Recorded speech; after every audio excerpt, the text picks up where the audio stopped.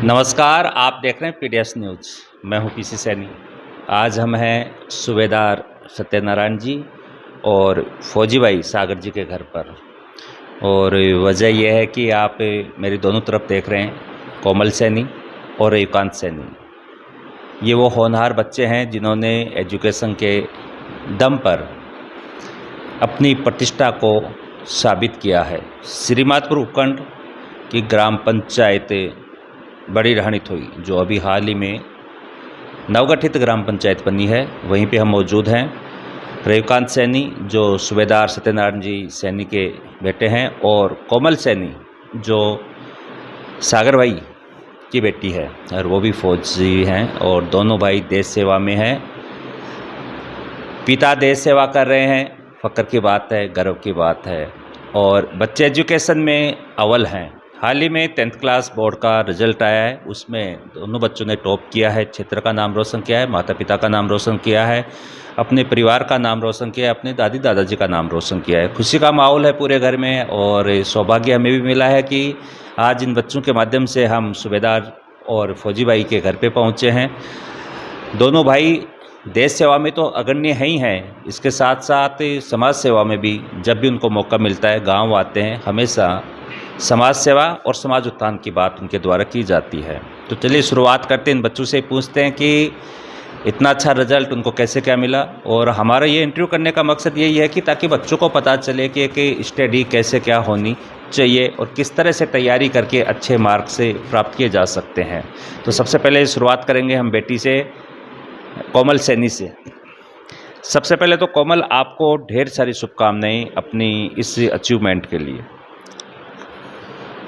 ढेर सारी शुभकामनाएं के लिए थैंक यू सर।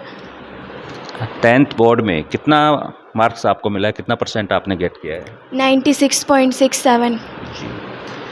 क्या भूमिका रही आपके इस मार्क्स की? एक अच्छा रिजल्ट, एक अच्छे अंक आपने प्राप्त किए हैं, जबकि हाल में ऐसे होता है कि जब पेरेंट्स घर पे नहीं रहते हैं तो बच्चे शायद पढ़ाई से दूर रहते हैं, लेकिन पापा देश सेवा, उसके बाद भी आप यहाँ इस तरह से आपने अपने एजुकेशन को बिल्ड किया है। सबसे पहले तो हम जानना चाहेंगे कि आपकी जो प्राइमरी जो एजुकेशन थी वो कहाँ से थी? मेरी प्राइमरी एजुकेशन इसी मयूरी स्कूल से थी, जो हमारे पास ही में स्थित है। उसके बाद आप कांवट गए कि निजी विद्यालय में गए, तो हम बात करेंगे कि देखिए स्कूलें सब सही होती हैं, लेकिन सबसे बड़ी बात ये होती है कि बच्चे का टैलेंट क्या है, उसकी स्टडी जो मेथड क्या है, उसी के बारे में हम चर्चा करेंगे। और मेन मकसद भी हमारा यही है कि बच्चों को इस बारे में पता चले कि किस तरह से तैयारी करें। तो कैसे क्या रहा, इतना अच्छा मार्क्स आपने गेट किया है, तो आपकी पूरी जो स्टडी शेड्यूल था वो कैसा क्या था पूरी ईयर का? ज़्यादा कुछ तो नहीं था, बस जो टीचर्स पढ़ाते थे वो ढंग से तैयार करना और फिर रिवाइज करना था बस। स्कूल के अलावा घर पे कितनी क्या स्टडी हावर्स रहता था आपका? कम से कम 4-5 घंटे तो स्कूल में तो होमवर्क भी मिलता था, तो उसको कैसे क्या मैनेज करते थे? लर्न और होमवर्क में कैसे क्या मैनेज किया आपने? होमवर्क तो आते ही करना था, स्कूल में से आते ही, फिर थोड़ा रेस्ट करके फिर बस पढ़ाई करने के लिए बैठते थे। तो रिजल्ट की भूमिका में आप और किसको देख रहे हो कि आपका ये जो रिजल्ट आपने गेट किया है, इसमें और किन किन का इन्वॉल्व ज़्यादा आपको देखने को मिला? मेरे पेरेंट्स, मेरी फैमिली और इस टीचर्स का सपोर्ट रहा है। तो सेल्फ स्टडी आप जो लर्न था उसका पैटर्न क्या रखा आपने? सुबह जो मतलब जल्दी उठ के जो हार्ड सब्जेक्ट है वो पहले, और फिर जो शाम का टाइम था उसमें इजी सब्जेक्ट्स।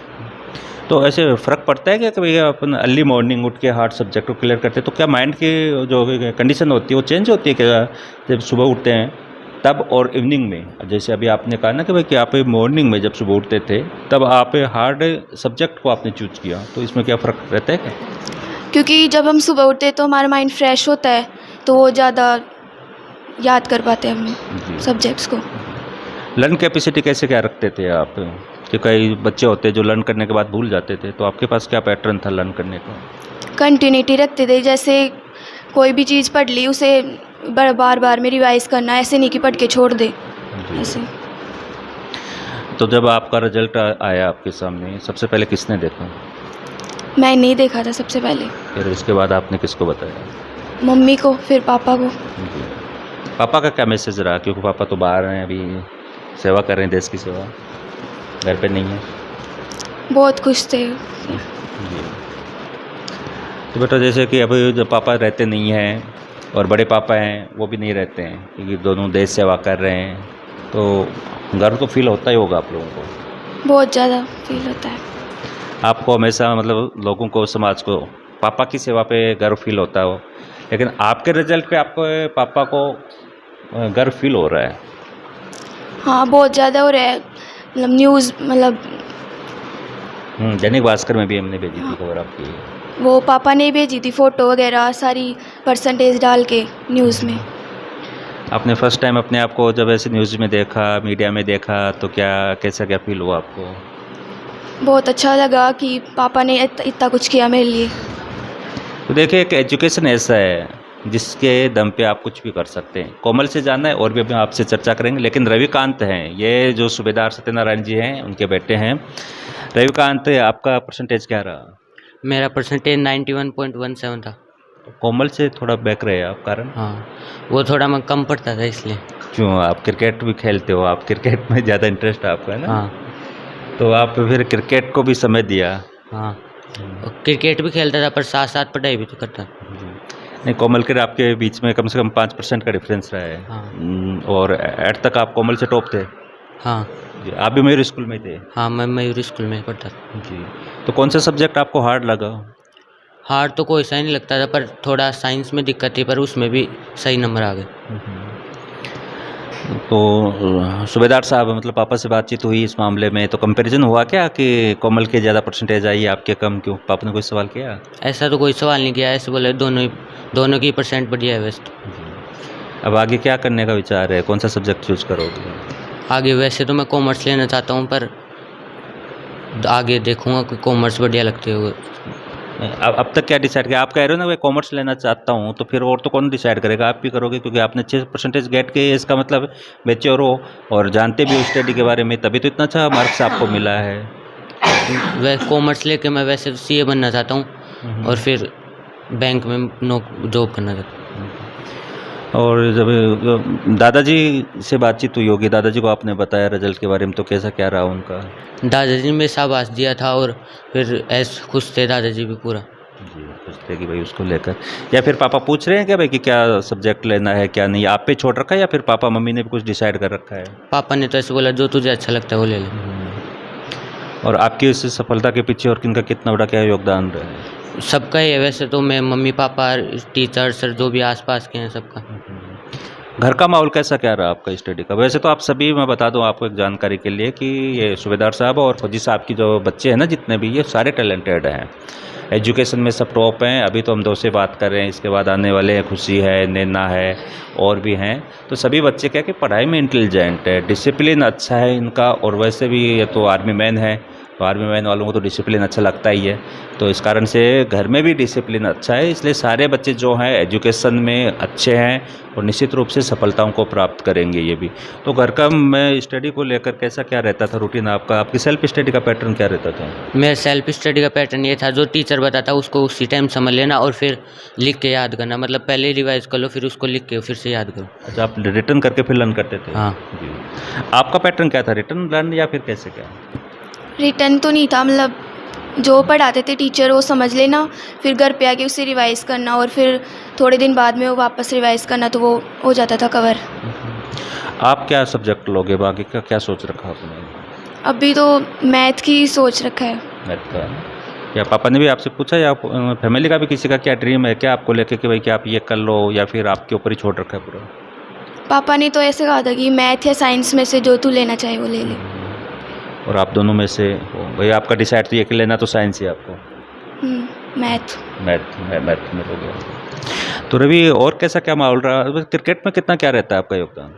क्रिकेट तो वैसे तो खेलते हैं, बर्थडे भी रहते हैं तो बहुत कुछ सीखने को मिलता है, और वैसे पूरा इंजॉय भी करते हैं क्रिकेट को। आप एज कैरियर देख रहे हो या फिर ओनली फिर वही टाइम पास से एक भाई की? वैसे ही थोड़ा शौक के लिए। टॉप के लिए फंड ऑफ हो, तो इस हिसाब से आगे के जैसे कि दोनों ने बता रहे हैं कि रविकांत है ये सोच रहा है कि भाई मैं कॉमर्स अप्लाई करूं और कोमल कह रही है कि मैथ लेगी, लेकिन अभी इसी चर्चा में हम उनके फैमिली के मेंबर्स भी आए तो उनसे भी बात करेंगे, उनसे भी विचार लेते हैं, सोचते हैं, उनसे भी चर्चा करते हैं कि बच्चों के इस अच्छे रिजल्ट को वो किस तरह से एंजॉय करें। उनके दादाजी यहाँ हैं, इनकी दादी जी भी यहाँ पर हैं, इनकी मम्मी भी हैं, दोनों की मम्मी यहाँ पे हैं। बता दिया कि भाई कि सूबेदार साहब और फौजी साहब तो देश सेवा में हैं और उनकी सेवा को तो सलाम करते हैं। और आज बहुत खुशी की बात है कि जो अपने देश की सेवा कर रहे हैं उनके बच्चों के बीच में बैठकर मैं उनका इंटरव्यू कर रहा हूँ। ये बहुत प्राउड फील के लिए, मेरे लिए तो व्यक्तिगत प्राउड फील है ये, क्योंकि इनके पापा जो हैं वो देश सेवा कर रहे हैं और बच्चे यहाँ समाज को आगे बढ़ाने के लिए अच्छा एजुकेशन गेट कर रहे हैं। तो बाकी चर्चा इनके परिवार वालों से भी करते हैं। और कोई आप मैसेज देना चाहो बच्चों को कुछ भी कि किस तरह से केस स्टडी होनी चाहिए 10th बोर्ड को लेकर? यही कि बस ज़्यादा घबराना नहीं है और मतलब जो टीचर बताए उसको डेली की डेली रिवाइज करना है, कंटिन्यूटी रखनी है। आपका कोई मैसेज, एनी मैसेज? यही है कि बस जो पढ़ाए वो याद रखो और कंटिन्यूटी रखो। ऐसे नहीं कि ये याद है तो अब इसे एग्ज़ाम के टाइम पे पढ़ेंगे, बीच में भी उसे याद करना चाहिए, तभी कवर हो पाएगा सारा सिलेबस।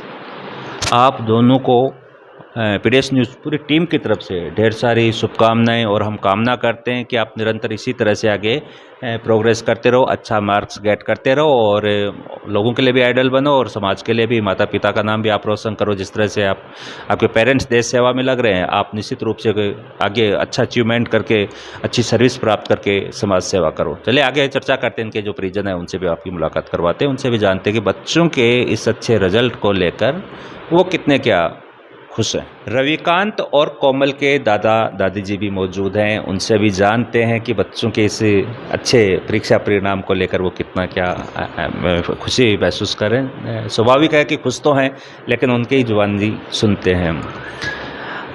थारो पोतो अच्छा नंबर लेकर आए, पोती भी अच्छा नंबर लेके आई है, तो थाने कितनों क्या को कहीं लाग रही है? बहुत बढ़िया लग रही है।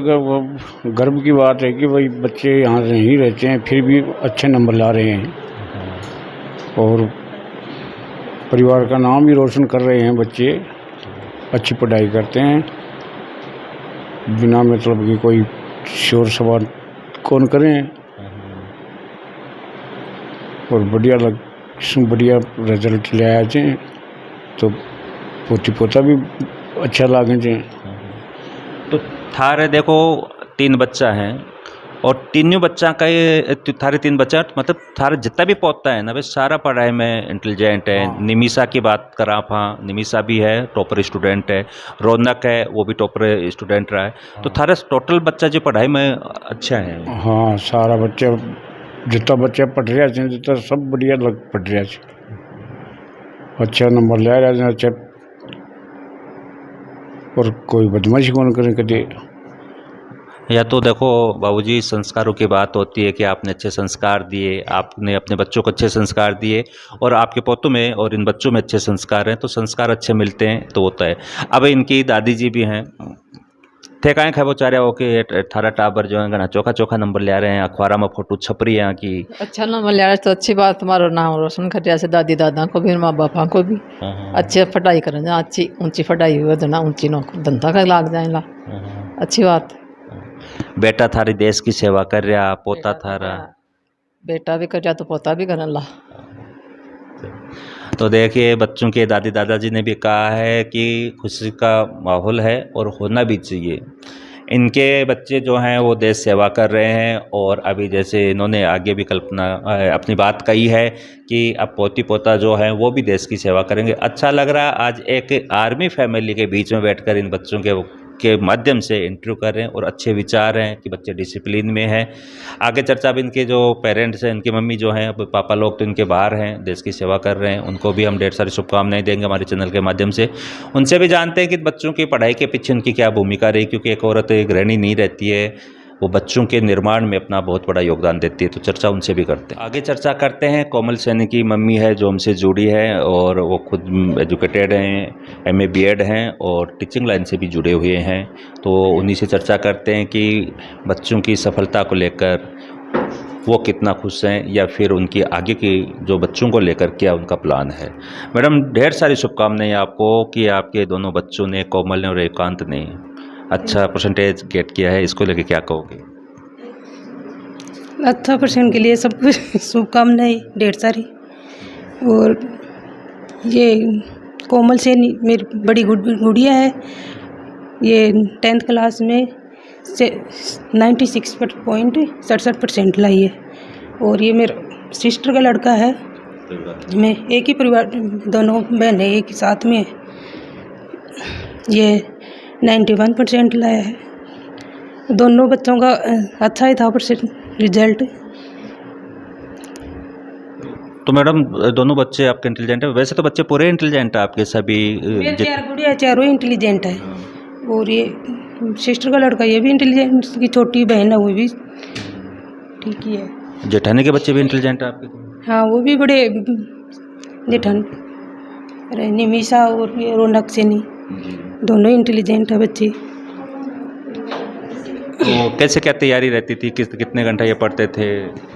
बस शुरू से जो थी 8वीं तक 9वीं तक वही स्टडी थी शुरू से ही, अलग से कुछ भी नहीं था, कोई कोचिंग कोई ट्यूशन टाशन कुछ भी नहीं था, सेल्फ स्टडी थी, सेल्फ वही स्टडी। कितना देर घर का काम भी करती थी ये कोमल सैनी। क्या क्या काम आते हैं? झाड़ू वाड़ू शाम को सब्जी बनाना, दूध गरम वरम करना और सब कुछ, ऐसे नहीं वही पढ़ाई पे थी। तो देखिए कोमल सैनी के बारे में एक चर्चा हो रही है कि घर का काम भी करती थी, ऐसा नहीं है कि सिर्फ कि ओनली स्टडी है, घर का काम में ध्यान नहीं देना। जैसे बेसिकली जो काम होते हैं किचन में मम्मी की हेल्प करवाना, ये सारे काम भी इसके द्वारा किए जा रहे हैं। तो ये अच्छी बात होती है कि बच्चे में इस तरह से क्रिएटिव होना। तो आगे बच्चों के भविष्य को लेकर अब क्या सब्जेक्ट लाना इनके, जैसे बता रहे थे को ये कि मेरे सब्जेक्ट ले आगे जो 11वीं के 12वीं के बाद में कॉलेज करने के बाद में यूपीएस की तैयारी कर, ये था मेरी तो सोच। और आगे बच्चे के ऊपर निर्भर है। शुक्रिया मैडम, आपने हमसे जुड़े और चर्चा की और आपने बताया बच्चों को लेकर भी। और हम भी यही कामना करते हैं भगवान से कि हमेशा ये परिवार इसी तरह से खुशियों से झूमता रहे। बच्चे मयूर स्कूल को भी देती हूँ, शुरू से ये नर्सरी से कोमल सैनी निकल गई 8वीं तक, इसके बाद में कुछ सैनी है वो भी अब निकल गई 8वीं, उसने भी 1 ग्रेड की है 8वीं क्लास में। तो ये सभी बच्चों का इस मयूर 4 कुड़ियाँ यहाँ से की है मेरी, तो मयूर स्कूल को भी योगदान अच्छा है। थैंक यू जी, शुक्रिया मैडम। प्लेटफॉर्म बनाता है वो तो बड़ा योगदान रहता ही है। तो इन सभी बच्चों का प्लेटफॉर्म मयूर स्कूल जो बड़ी रानी में है, इंग्लिश मीडियम स्कूल है, उसमें बनाया है। और हम तो यही कहेंगे कि ये परिवार इसी तरह से खुश रहे, हमेशा खुशियों से झूमता रहे। और हम भी मंगल कामना करते हैं इन बच्चों के लिए भी। और मैं जानकारी के लिए भी बता दूं कि देश सेवा के साथ साथ ये समाज सेवा इन बच्चों के द्वारा की जा रही है। और इनके मम्मी पापा जो हैं वो सोशल वर्कर भी हैं। फौजी साहब और सूबेदार साहब जब भी गाँव आते हैं तो समाज में भी उनका बड़ा योगदान रहता है। तो इस इंटरव्यू में इतना ही। कोमल और रविकांत को हमारी PDS न्यूज़ टीम की तरफ से ढेर सारी शुभकामनाएँ। नमस्कार।